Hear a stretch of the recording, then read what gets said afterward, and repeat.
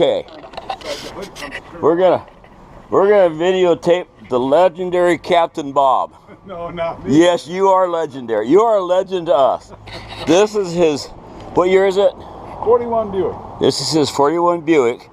He just bought a 4-door Buick with dual quads. And when he gets the dual quads on there, we will redo this video and put that on there too. This thing is nice. It's so quiet.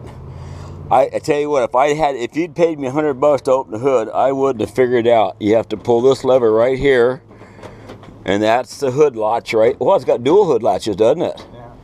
Wow, this thing is so clean. Now, is this the one you had the interior done in? Yeah. He had the interior done. Who did the interior for you? Jim Almer in Longview. What's it called? Jim Almer. Jim Almer in Longview did the interior, and wow.